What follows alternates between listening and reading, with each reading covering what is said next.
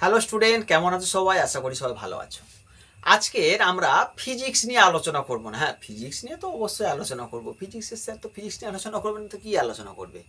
Physics নিয়ে আলোচনা করব। ফিজিক্সের কোনো থিওরি বা পড়া নিয়ে আলোচনা করব না। আজকের ফিজিক্সে নিউমেরিক্যাল সলভ কিভাবে করা যাবে, কিভাবে নিউমেরিক্যাল সলভের ভূত মানে আমাদের মাথা থেকে তাড়াবো। ভূত বলতে এই সেন্সে বলছি যে যদি কোনো ফিজিক্সের অঙ্ক করতে বলে মানে তখন আমাদের মাথায় আকাশ ভেঙে পড়ে যে আমরা কিভাবে ফিজিক্সের ম্যাথামেটিক্স সলভ করব। থিওরি তো আমাদের অনায়াসে হয়ে যায়, সেটা মুখস্থ করে হতে পারে বা বুঝে হতে পারে, কিন্তু তার নিউমেরিক্যাল সলভগুলো আমাদের আসে না। ফিজিক্সটাকে অনেক বোরিং সাবজেক্ট মনে হয়। হ্যাঁ, আমি একটা কথা বলি, ফিজিক্স কোনোদিন বোরিং হতে পারে না। তোমার টিচার বোরিং, মানে তুমি যেখানে টিউশন নিয়েছো সেখানকার টিচার বোরিং। ফিজিক্স কোনো দিন বোরিং হতে পারে না। ফিজিক্স হচ্ছে এমন একটা চ্যাপ্টার বা এমন একটা সাবজেক্ট, চ্যাপ্টার ঠিক নয়, সাবজেক্ট, যেখান থেকে তুমি তোমার বাস্তবের সঙ্গে রিলেটেড করে তুমি পড়তে পারবে। ফিজিক্স কোনোদিন বোরিং হতে পারে না। তোমার টিচার হয়তো বোরিং ফিল মনে হয় তোমার কাছে, সেই জন্য তোমার ফিজিক্সটাকে মনে হয় যে বোরিং, আমার দ্বারা আর হবে না। তো আমি সেই সব স্টুডেন্টদেরকে বলবো, সেই সব স্টুডেন্টদেরকে আমি আমার কথাগুলো পৌঁছাতে চাইবো যে ফিজিক্সকে কোনো দিন বোরিংভাবে নেবে না। এমন টিচার চুজ করো যেখানে তুমি আনন্দভাবে তোমার সেই যে উচ্ছ্বাস, সেই উচ্ছ্বাসভাবে তুমি তোমার ফিজিক্সটাকে পড়তে পারবে, সেরমভাবে টিচারটাকে চুজ করো। টিচার চুজ করার ওপর তোমার ডিপেন্ড করছে ফিজিক্সটা কেমন লাগবে, খারাপ না ভালো না বোরিং না অন্য কিছু। ওকে, তো চলো আমরা দেখে নিই নিউমেরিক্যাল সলভ কিভাবে করব, তার কতগুলো স্টেপ আছে। সেই স্টেপগুলো যদি একটু ফলো করতে পারো তাহলে ফিজিক্সে তো একদম ছাক্কা নাম্বার চলে আসবে। 90 তো এনাফ, মানে 90 বেশি চলে যাবে। ঠিক আছে, তো নিউমেরিক্যাল সলভ বা আমরা ফিজিক্সে ম্যাথ কিভাবে সলভ করবো কতগুলো স্টেপ আমি বোর্ডে লিখে রেখেছি, সেই স্টেপগুলো ফলো করো। বা স্টেপগুলো আমি প্রত্যেকটা স্টেপ বুঝিয়ে বুঝিয়ে দেখছি যে কিভাবে তোমাদের নিউমেরিক্যাল সলভ করা যায়, তার একটা মানে সঠিক ওয়ে তা আমি দেখো, আমরা টিচাররা কি করবো তোমাকে, তোমাদেরকে সঠিক পথ দেখাবো যে কিভাবে তুমি পড়লে, কিভাবে সলভগুলো করলে সহজে অনায়াসে তুমি ফিজিক্সের নিউমেরিক্যাল সলভগুলো করতে পারবো। সেই প্রসেসগুলো তো শুধু আমরা তোমাকে হেল্প করব। আমি কেন, আমার মতো এরকম অনলাইন প্ল্যাটফর্ম, ইউটিউব প্ল্যাটফর্ম আছে, মানে যেখানে ইউটিউব প্ল্যাটফর্ম আছে সেখানে তো অনেক অনেক টিচারদের সঙ্গে তোমার প্রতিদিন দেখা হবে। তো সেরকম তুমি দেখে নিতে পারো। আমি আমার ভিডিও দেখতে বলবো এরকম কোনো কথা নেই, তুমি অন্য ভিডিও দেখলে একই কথা বলবে। তো আমরা চলো অত বেশি কিছু না বলে শুরু করে দিই, কি কি স্টেপ ফলো করলে তুমি এটা জানতে পারবে। তো দেখো, প্রথম স্টেপ আমাদের লেখা হয়েছে ফর্মুলা।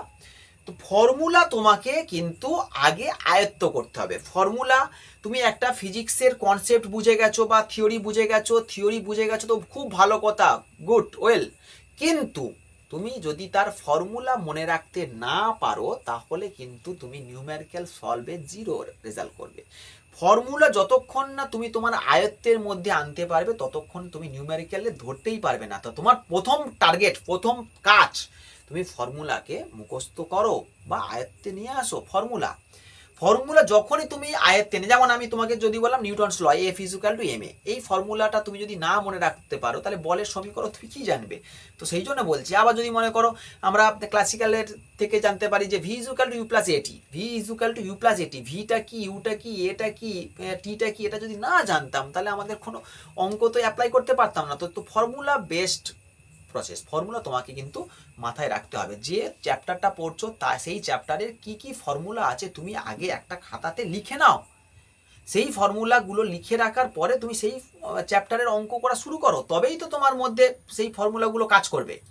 তো তোমার প্রথম কাজ হবে কি, ফর্মুলাগুলো মনে রাখা। স্টেপ 2 কি বলছে, কনসেপ্ট। প্রচুর টিচার আছে, তারা বলবে কনসেপ্ট ক্লিয়ার করো, না হলে কনসেপ্ট ক্লিয়ার না করলে ফিজিক্সে কিছু আসবে না। আমি তোমাকে বলি কনসেপ্ট তো অবশ্যই ক্লিয়ার করতেই হবে, ফিজিক্সে কনসেপ্ট ছাড়া কিছু আসে না। কনসেপ্ট অবশ্যই ক্লিয়ার করবে, কিন্তু কনসেপ্টের আগে তোমাকে ফর্মুলাটা একটু যদি মনে রাখতে পারো। ধরো তুমি একটা কনসেপ্ট করছো, দেখো কিরকম হবে, আমাদের কনসেপ্ট বললে কনসেপ্ট মাথায় ঢুকবে না, তখন মনে হবে ফিজিক্সটা কি বোরিং। কিন্তু এই বোরিং ফিল কাটানোর জন্য তুমি একটা মনে করো, প্রথমে একটা থিওরি দেখেছো, সেখান থেকে কিছু ফর্মুলা আছে, ফর্মুলার তো তুমি মুখস্থ করে নিয়েছো বা মনে করো একটা দেখে নিয়েছো। তারপরে স্যার যখন কনসেপ্টটা বোঝাবে তোমার কিন্তু মাথার মধ্যে অনেকটা ডিপলি চিন্তা ভাবনা আসবে যে ও আচ্ছা এই ফর্মুলার এই কনসেপ্ট, ব্যাস এইটাই। কিন্তু কনসেপ্টের পরে ফর্মুলা যাবে না, ওই জন্য আমি প্রথম স্টেপে রেখেছি কিন্তু ফর্মুলা, তারপরে কনসেপ্ট।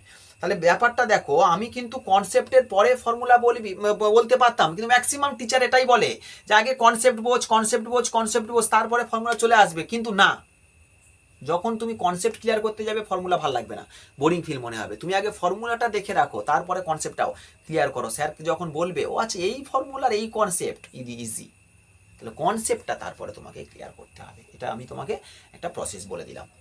আচ্ছা, এরপরে তুমি দেখো স্টেপ সিতে কি বলেছে, most easy example any two, যে কোনো দুটো। আচ্ছা, মোস্ট ইজি এক্সাম্পল মানে তুমি একটা চ্যাপ্টার পড়েছো, সেই চ্যাপ্টার তোমার ফর্মুলা মুখস্থ আছে, কনসেপ্ট ক্লিয়ার আছে, হালকা হলেও ক্লিয়ার আছে।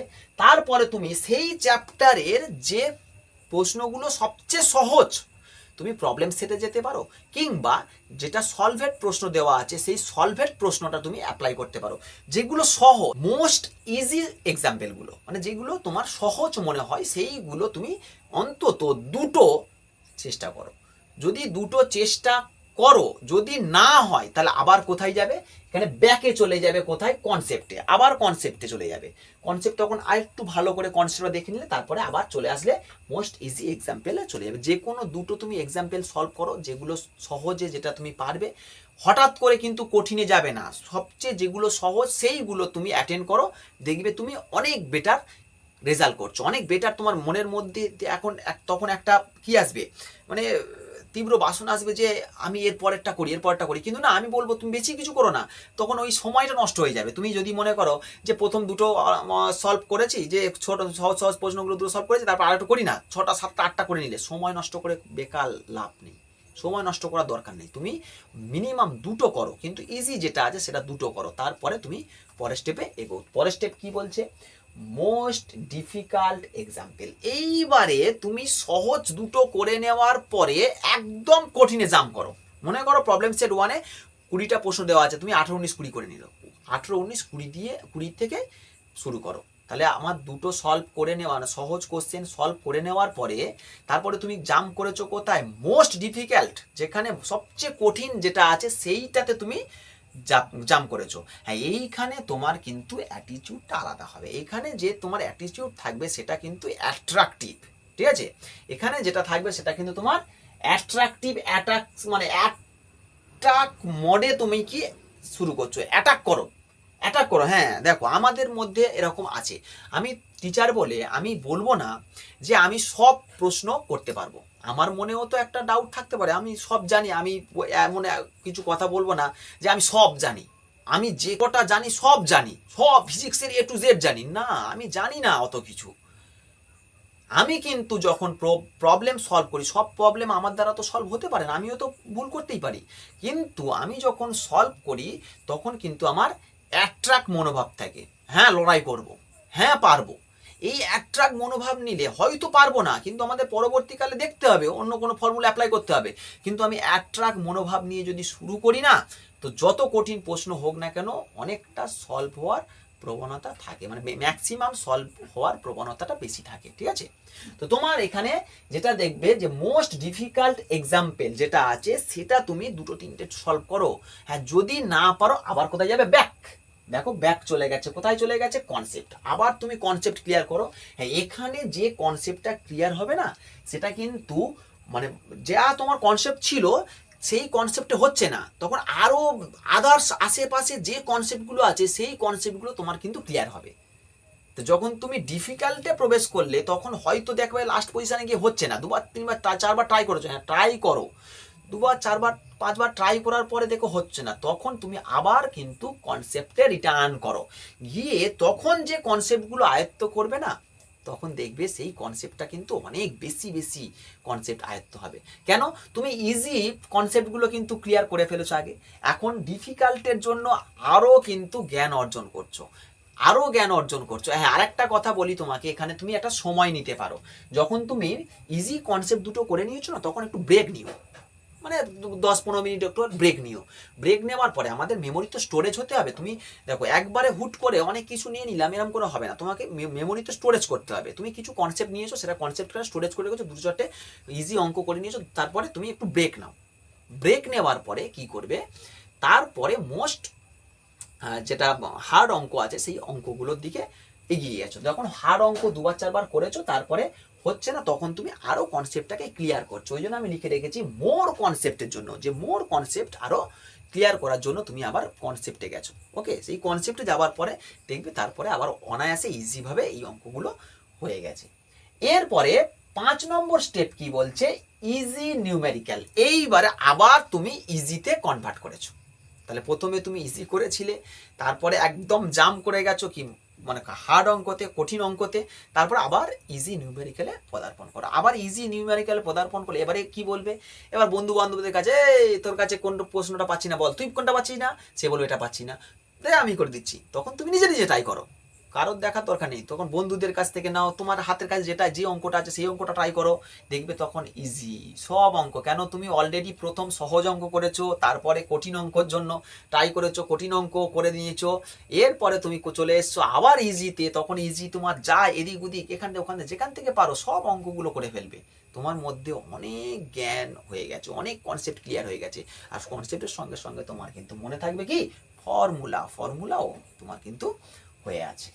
এরপরে যেটা বলছে স্টেপ 6-এ ডিফিকাল্ট নিউমেরিক্যাল। আবার দেখো ডিফিকাল্ট এখানে ছিল মোস্ট, এবারে তোমাকে ডিফিকাল্ট চলে এসছে, আবার ডিফিকাল্টে পদার্পণ করো। মানে এবারে আগেরটা ছিল খুব কঠিন, এবারে মোটামুটি কঠিন অঙ্কগুলো ট্রাই করো, দেখবে তোমার কিন্তু হবে না। দেখো সমস্যাটা আর হবে না। কেন, একবার তোমাকে এরকম যদি বলা না যে আচ্ছা বলতো তুই এখন ক্লাস 10-এ পড়িস, মানে এরকম স্যার বলছে তুই ক্লাস 10-এ পড়িস মানে তুই একটা 9-এ অঙ্ক কর। তোমার কিন্তু কি মনে হবে, তো 9-এর অঙ্ক এ তো সহজ অঙ্ক, আমি এখন ক্লাস 10-এ পড়ি। কেন সহজ মনে হচ্ছে, কারণ তুমি এখন অনেকটা কিছু জেনে গেছো বলেই কিন্তু তোমার 9টা সহজ মনে হচ্ছে। তা ঠিক একই তুমি কিন্তু মোস্ট ডিফিকাল্ট এক্সাম্পলটা সলভ করে ফেলেছো, তুমি অনেকটা কিছু জেনে গেছো। তো ডিফিকাল্ট দিলে কি আছে, মোস্ট ডিফিকাল্ট সলভ করে ফেলেছি, তো ডিফিকাল্ট কি আছে, কোনো সমস্যা নেই। সেই জন্য কিন্তু এটাও অনায়াসে এই ব্যাপারটা কিন্তু ডিফিকাল্ট অঙ্কগুলো খুব তাড়াতাড়ি হয়ে যাবে। এবারে বলছে 7 নম্বর স্টেপ, কি বলছে মডারেট নিউমেরিক্যাল। এটা কি বলছে দেখো, মডারেট নিউমেরিক্যাল যখন তুমি করতে যাও, মডারেট বলতে তুমি এক রকমের অঙ্ক করেছো, সেই অঙ্কটা কত ওয়েতে কত রকমের ফর্মুলা অ্যাপ্লাই করে তুমি সেটা করতে পারবে, সেটাই হচ্ছে মডারেট। মানে তুমি একটা অঙ্ক 2-3-4টে প্রসেসে করতে পারো, যা প্রসেস করতে পারো, যত বেশি প্রসেস করবে তত কিন্তু তোমার মধ্যে জ্ঞান অর্জন হবে, তোমার মধ্যে কনসেপ্ট ক্লিয়ার হবে, তোমার মধ্যে ফর্মুলার সঞ্চার হবে। দেখবে তখন তোমার এই চ্যাপ্টারের কোনো অঙ্ক কোনোটাতেই আটকাবে না, তখন তুমি কিভাবে সাকসেস পাবে। তাহলে নিউমেরিক্যালের যে সলভগুলো বললাম 1 থেকে একদম 7 নম্বর স্টেপ পর্যন্ত, প্রত্যেকটা স্টেপ কিন্তু মাথায় রাখো, ফলো করে রাখো। আমি কি বলেছিলাম, একদম ইজি 2-4টে করো, 2টো করো ম্যাক্সিমাম, 3-4টে করলে সময় নষ্ট করবে। তুমি সহজ করার সময় পাবে, অবশ্যই সময় পাবে, তুমি সময় দিচ্ছ তো পরে, কিন্তু প্রথম চটকায় ধরে না, প্রথম চটকা 2টো ধরে নাও, তারপরে একদম ডাইরেক্ট জাম্প করো কোথায়, ডিফিকাল্টে, মোস্ট ডিফিকাল্টে জাম্প করো, সেখান থেকে 2-4টে করা নাও। তারপরে যদি না পারো আবার কি করবে, সেখানে কনসেপ্টে যাও, সেখান থেকে আরো মোর কনসেপ্টের ধারণা নাও, তারপর আবার ফিরে এসো মোস্ট ডিফিকাল্টে ফিরে এসো, তারপরে আবার ইজি নাম্বারে যাও, ইজি নিউমেরিক্যালে যাও, এরপরে এইভাবে করবে। হ্যাঁ, এবার দেখো ডিফিকাল্ট নিউমেরিক্যাল যদি এখানে তোমার প্রবলেম হয়, আমি আরেকটা ওয়েতে দেখিয়েছি যে যখন অনেক কনসেপ্ট ক্লিয়ার হয়েছে, কিন্তু যখন ডিফিকাল্ট মোস্ট তো হয়ে গেছে, ডিফিকাল্ট নিউমেরিক্যালে যখন হচ্ছে না, তখন তুমি কি করবে, তখন আবার কিন্তু কনসেপ্টে যাবে। কনসেপ্টে গেলে তখন এখন মোর কনসেপ্ট ছিল, এরপরে বেস্ট কনসেপ্ট। এবার স্যার কনসেপ্ট কোথায় ক্লিয়ার করব, বই পড়ে তো হচ্ছে না। আমরা তো আছি, আমার মতো এরকম অনেক টিচার তুমি এই অনলাইন প্ল্যাটফর্মে পেয়ে যাবে, সেখান থেকে তুমি সলভ না করো, সেখান থেকে দেখে নাও যে কি কি কনসেপ্ট ক্লিয়ার করলে তুমি এই অঙ্কগুলো করতে পারবে। দেখবে আশা করছি তোমার 100% নিউমেরিক্যালের কোনো ভয় থাকবে না। তাহলে নিউমেরিক্যালের ভয় কাটানোর জন্য এই কটা তোমার ওয়ে মনে রাখো, এই ওয়ে কটা মনে রাখলে আশা করি ফিজিক্সের অঙ্ক করার জন্য কোনো ভয় ভীতি কাজ করবে না। ঠিক আছে, তো আজকের আমি এইটুকুনি বললাম, পড়াশোনার বাইরে এসে এইটুকুনি বললাম। মনে রেখো তো দেখা হচ্ছে আবার নেক্সট কোনো ক্লাসে, ততক্ষণ ভালো থেকো, তো বাই।